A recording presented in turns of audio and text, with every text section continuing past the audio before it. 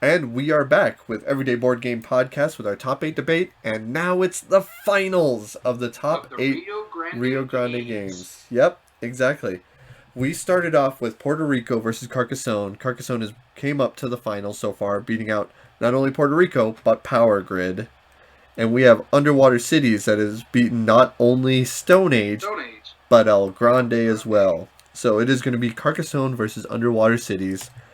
And just as a quick reminder, our 5 breakdowns that we are going to go through is meaningful choices, ease of play, art and production, long-term strategy, and paths to victory. This is going to be hard for me because Carcassonne really is my favorite game, and that's the only Rio Grande game that you own. Yeah. But I do want to own Underwater Cities. I just haven't Yeah, got it yet.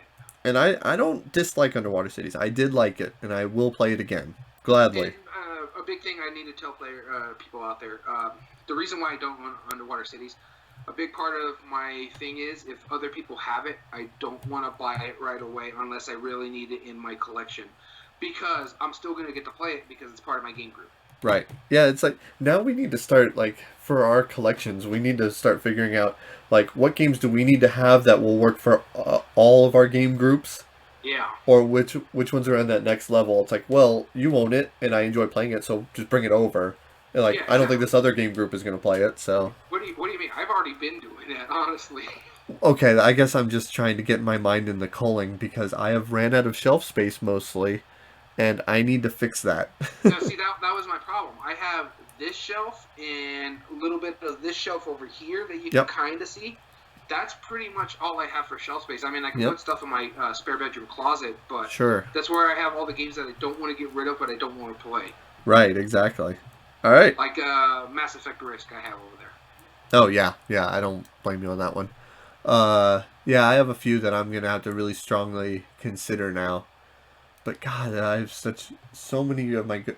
Like, as I'm just looking through my collection, like I like that game a lot. I like that game a lot. I like that one a lot. I like that one a lot. Like I'm gonna have to start getting to the point where if I get a new Well, game, I have to get do out the an old vassal one. rule, Yep, or the vassal rule number 2. Every new game you come in, something that doesn't get played goes out. yep, yep. I agree. So that's gonna be a tricky. And I need to make sure that I don't go out of my way to play the games that haven't been played in a while just to justify them. You know, like Yeah. I looking through it, I have more area control games than I thought I had. I have Small World, I have Sun Tzu, I have Risk Legacy, and now I have Carcassonne, which is an area control. El You Grande. don't have Risk Legacy. I have Risk You have Legacy. my Risk Legacy, right? And then, but yeah, like I have a lot of area control games, more than I I, thought. That's probably like my I least don't, used. honestly, I don't think I have any area control games because I sold my Small World because it was one of those games that never got played. It was sitting on my Carcassonne. shelf for 3 years. Oh, Carcassonne is yeah, an area Carcassonne. control. Yeah, but I mean, that's it, right? Yeah. Yeah. So All now, right, we ready to get down into this finals? yeah, this is gonna All right. hurt. So let's go ahead and just already award one of them. Ease of play, Carcassonne. Carcassonne. Agreed. That's for Carcassonne. Who? Which one do we want to Long-term start? strategies, I think, goes to Underwater Cities. Long-term strategy, yes, yes. That's immediately obvious because that does have long-term strategy. How you build up affects the rest of the game. Mm-hmm. Okay, Now here comes the ones that are going to be hard to vote. let's do paths to victory. What? How many realistic ways can you win in underwater cities? So Okay, that takes out worker placement. let me look up look this up Yeah, because I actually have the BGG pulled up on it. right. So I'm just trying to remember. So that takes out the worker placement part of it Yeah, because because worker that's not a placement path is to victory. That's just a mechanism. that's yeah. Yeah. Well, it kind of is a path of victory because it helps you get the things that you need for path of victory.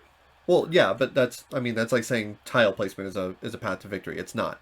Where a path to victory in Carcassonne, you have the roads, which are a way to score points. You have the towns, you have the farms, and you have the cathedrals. There's 4.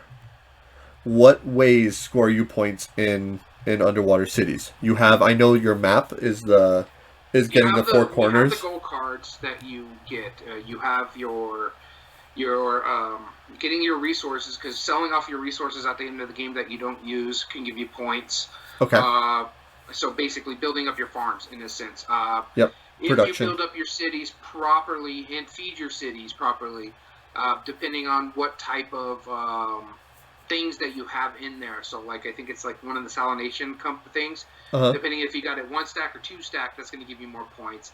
Depends on what type of dome you have is going to give you more points. So if you got the Okay. one that's self-sufficient, that's going to give you more points.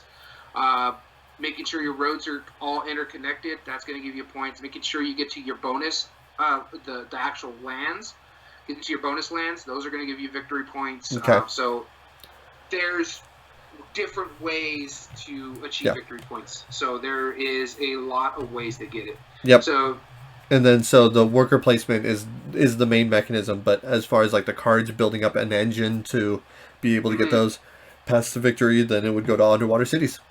And that's and I will like to throw one more in there with Carcassonne as far as past to victory, where you place your tile and gaining majorities on the different ones by being able to wiggle your way in. That does help, but it still goes to underwater cities. yeah, just because like the way I just described everything too is Sure. like you have this path, you have this path, you have this path. Art and production again. You got the meeple in Mm-hmm. Carcassonne, and the artwork is nice. I honestly, for me personally, I'd give this to Carcassonne, just because the tiles are really nice, the cardboard is really nice, the meeple is really nice. It's very colorful. Whereas the problem with Underwater Cities, the artwork's great. I love the artwork in it, but the paper mats are going to be easily busted. The plastic's really nice in it, but if you lose That's a it, piece, yeah. just rip up another CGE game that you don't want to use anymore. Right. Take pieces out of there. So Right. Yeah, like cut a ping pong ball in half, Sharpie it. There you go. exactly. Yeah, I mean, I like the art in both of them. I get why some people don't like the art. The invention of the meeple, I think, is super impactful, but that's all it has is just nice quality tiles. The board itself is made up really nicely. The good Yeah, but meeples that the are art clear we to can see. give to Underwater City is just the production is so much better, especially for an older game like Carcassonne. Yeah, Yeah, considering. you have a bunch of plastic pieces, but honestly, I've played Leonard Jam and it has the same pieces that Underwater City has. Pulsar 2849 has the same Right. pieces that Underwater Cities has, other than the little domes. Right, exactly. And if we're thinking that comparison, you have domes, some plastic bits, and a cheap mat, but good art for like a $60 game versus like a $35 game for the board that With you're some going to make decent up. art, some thick cardboard, cardboard that can last many plays. Because I got a used copy of Carcassonne and it's still in really good shape. Oh yeah, yeah. Those tiles last really well to the point where you don't need a bag to draw the tiles from. You could just mix them up face down, and it's Yeah, and stack 'em. meaningful. All right. So then we're giving art and production to Kark. Yeah, I'll give it to Cark. Okay. Big part of it too is the meeple. Yep. It's such a big factor. Okay, meaningful choices. Okay, let's break down it into its core function. In Carcassonne, the tile you get is set in stone. If we're playing with the real rules, so that's not a choice.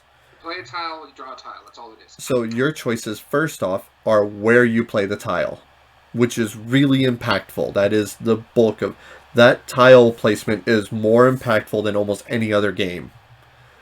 It's a very, very meaningful choice. Where you place that tile, it's going to be there for the rest of the game. It is really strong. Then, if you place your meeple, the fact that you have the limited number of meeples that are going to be really important, and also the fact that when you place a tile, I'm going to retract it a little bit. When you place a tile, that might make it impossible for another player to complete a feature. That is huge in that game. That is very important. Then, where you place your meeple, or if you place your meeple, that's, I think, is a big choice in it.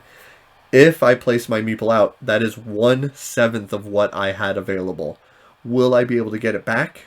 Do I want to jump on it now and prevent another player from putting a meeple in this feature technically? Or do I want to hold on to my resource, wait for this road to be completed a little bit more? And then if I place it on a feature, it's going to be stuck there. But now the fact that you place your meeple, that choice on how you place it and how you orient your tile, am I going to be able to wiggle onto this town, or am I going to be able to maintain my control? Those are all huge choices in the game. So just because it's simple doesn't mean that it's not meaningful. It's a very very meaningful game, and that's why I don't think enough people give it credit that Yeah. such a simple game could have so many meaningful choices. I think it's huge on that. Where let's talk underwater cities. First meaningful choice, where you place your worker. Yeah. And And that's important too, because especially in the mid games and stuff like that, when you're trying to build up stuff, if you have the resources, okay, do I go and place my worker over here this way I can build up another thing, or do I want to connect to that spot and get the bonus this way when I build on it I can get that bonus as well? that's true. I forgot about that. So that's Yeah, because another remember very those cities meaningful don't choice. count until they're connected from your first Right. city to your new ones. Yeah, and then but also whether you gain like the extra benefit from where you put your worker as well.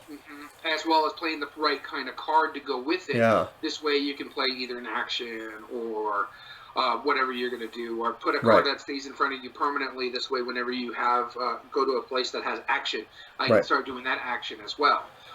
So there is meaningful choices where you're building on the map. There's meaningful choices how you're connecting your network. Meaningful choices where you're placing, because okay, so I got this new city built up. Do I want to place these? Do I want to make it a desalinization? Do I want to make it science? Do I want to? What resources do I want to start have the city start producing? But I got to make sure it's connected in my network, or else it's not going to produce anything for me. So those are your choices in this game. How am I going to do it on this map? Yeah. Yeah, exactly.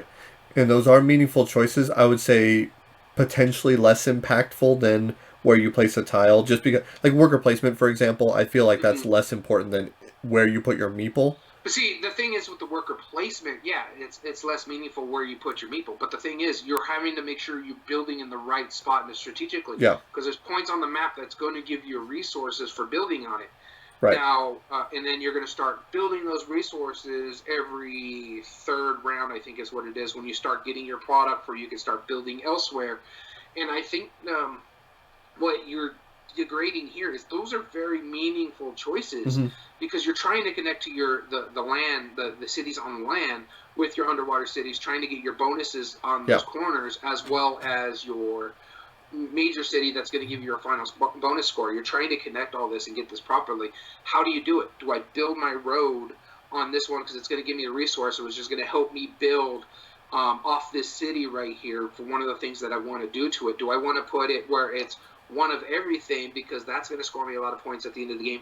Or do I want to build two of one thing because that's going to give me a lot more resources that I need, but I'm going to score less points at the end of the game because it's two different plants rather than three different plants? Right. So it just depended upon how you're making those choices. How do I Yeah. make it smart to get the most efficient amount of points and resources to help me build along the way? So if we were to break down meaningful choices, which I think I'm going to do real quick, uh, if we had to break that down into like into its categories, I feel like the choices are like how does my choice impact other players? How does it impact my long-term strategy? Uh, and so I'll put that down. How does it impact others? How does it impact my ability to complete? Like, do if I make a wrong choice now, will that potentially give me a huge detriment? Like Well, at the that goes time. into long term strategy, or we could even make it like does mistakes kill the game? Like if I make a mistake, Right. like Yeah. Caverna, if I make a mistake at the beginning of the game, there's no way I'm catching up. Right. Where So like in underwater cities, like if I make a impact mistake, of mistakes, that's what we should call it. impact of mistakes, cool. Um, Those are the three we need, really. So impacting other player, that goes to Carcassonne. Impacting my long-term strategy, that's underwater cities. So when it comes down to it, it's impact of mistakes. Where do we draw the line on this?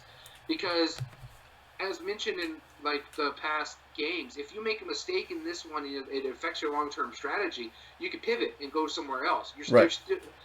To me, at the core, underwater cities is a point salad. There's many different ways to get points, and if Right.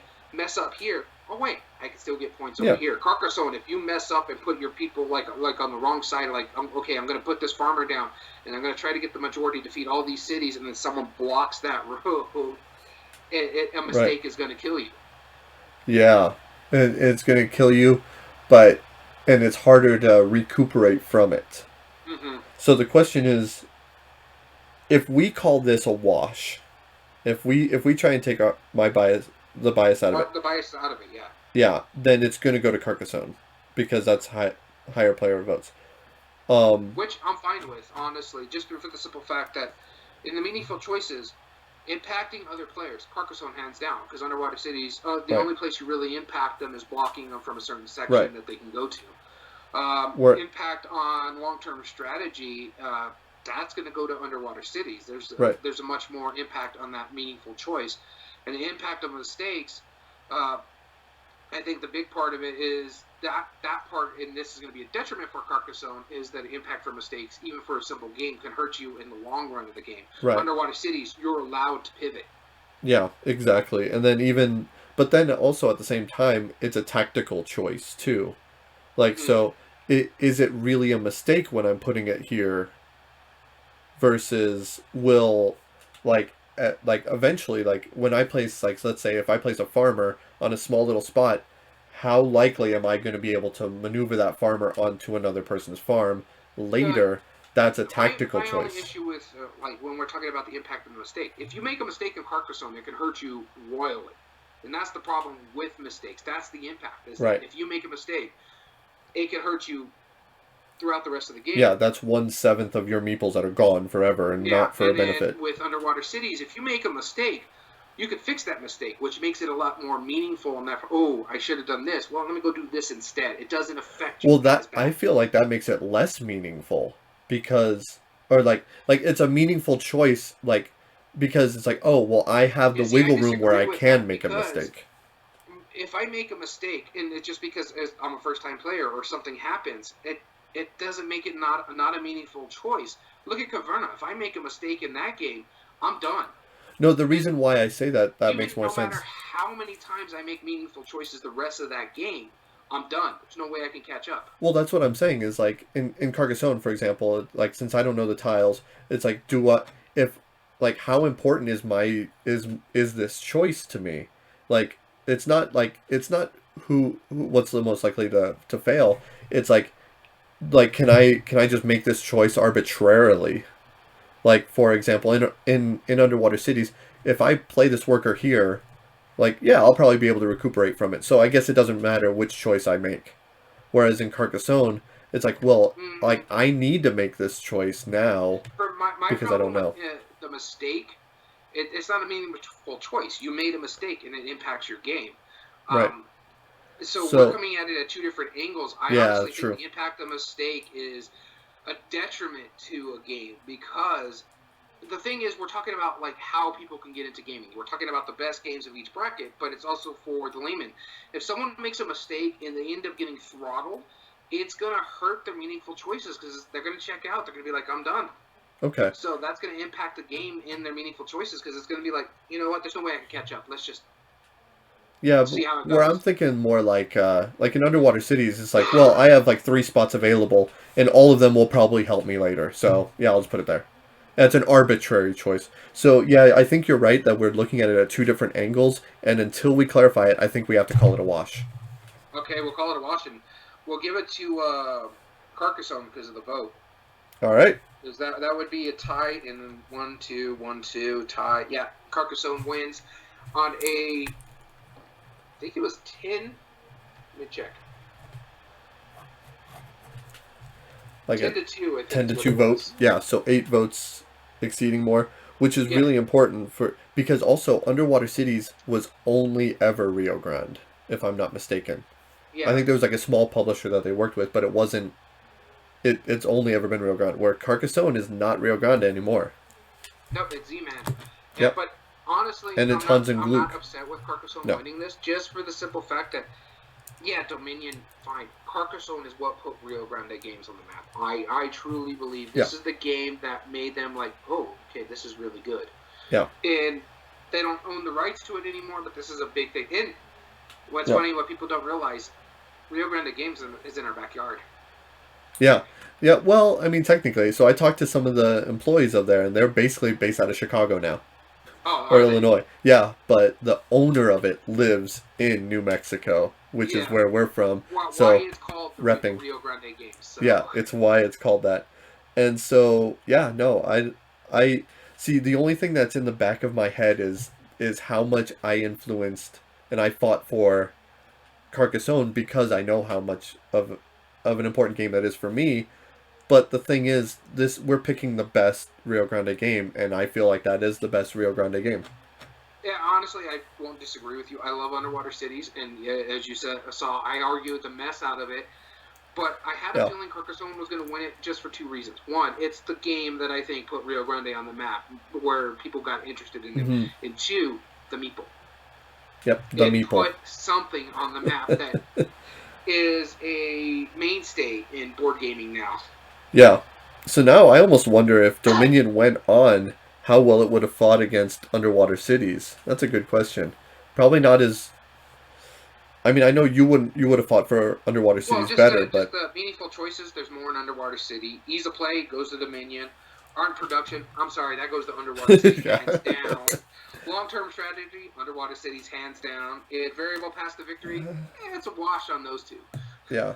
I think it would go variable for that, but yeah, long-term strategy, yeah, I feel on yeah, where in a way Dominion is like long-term tactics. In a sense, In a but way, right? yeah, but my thing on art and production, Dominion gets killed. right. Yeah, it really does. As far as especially to underwater cities. Yeah. So, well that was it. That's Carcassonne wins it for top Rio Grande game of all time. Are you happy you were able to do this bracket? Yes, this was fun for me to argue because I really do like the dry Euros. I want us to argue more dry Euros and what like Stefan Feld is one of my favorite designers, but there was no Stefan Feld in this list. So Mind you, Stefan Feld is going to be our Monday board yeah. game breakdown. So let's talk about that real quick. This upcoming Monday on our board game breakdown, we're going to break down Stefan Feld games. I'm going to have a lot of fun researching. I've already started researching Stefan Feld games. It's funny. I don't even research anymore because you throw it all up on the screen. I'm like, okay, I'll just go off what he's saying here. Yeah, but well, I mean, we should look into a little bit of like the games that we don't know, like Macau. That looks really interesting. I'm gonna look into those games. Yeah. But yeah. And we're probably going to add a few games to our list of which ones we want to buy. Or games that I own that I really like Merlin. I want to get to the table again. I really enjoy that game. Another honorable mention that popped up for Rio Grande games, and I think Rio Grande helped bring it to America, was Concordia. That's a really good game that I think would have had a really interesting fight in this bout. In fact, the only reason it didn't make it is because I never played it. Yeah. Yeah, I feel like we would have had a very interesting, very different debate if that was in it.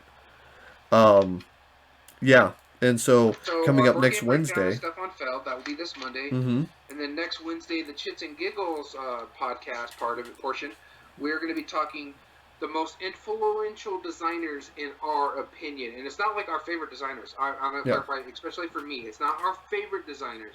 Right. It's who we think are making an impact in board gaming in our opinion. Yes. Made an impact. So kind of like our impactful games list, like which games had the most impact on outside of board gaming. Outside of board gaming. Which board designers that we think made a major impact in. Yeah, as far as designs in general. I need to add. I have a list of about 15. I got my 5. I don't know if I'm going to keep my number 5. I think I might change it out. I just don't know what I'm going to change it to. Right. Yeah, and what I have to see is like which ones have the most.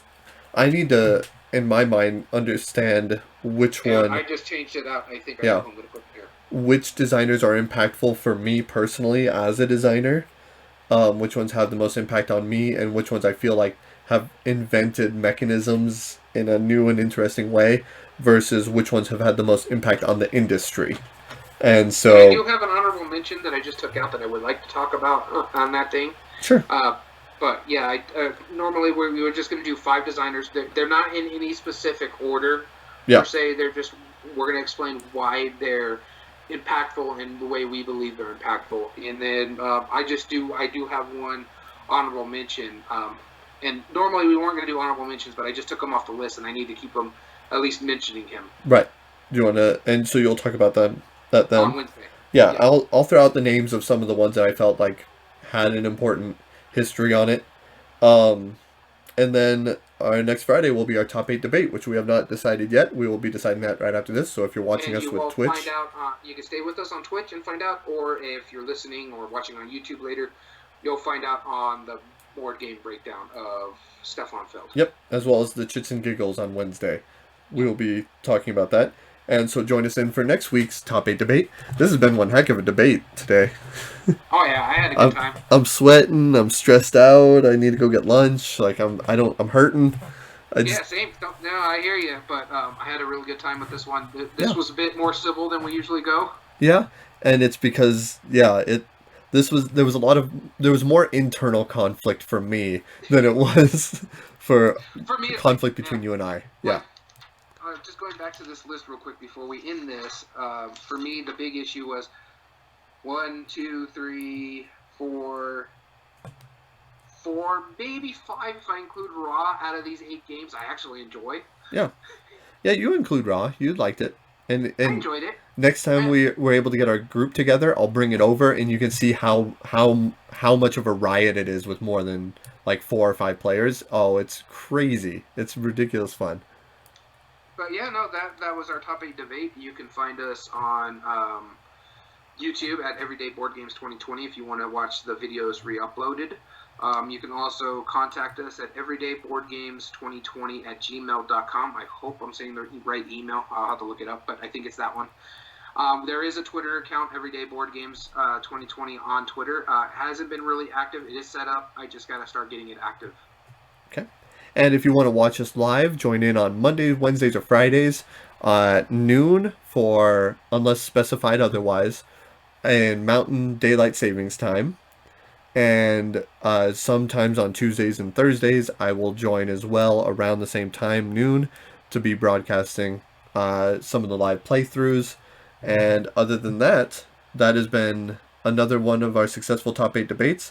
Thank you to everybody who voted online, and thank you to everybody who joined us in on our discussion today, and everybody who watched us, and everybody who views on YouTube as well. Thank you all. We appreciate your likes, comments, subscribes, and your inclusion in the discussion. With that being said, I've been Daniel. And Daniel. And thank you so much for joining. Have a great day. Have a good one.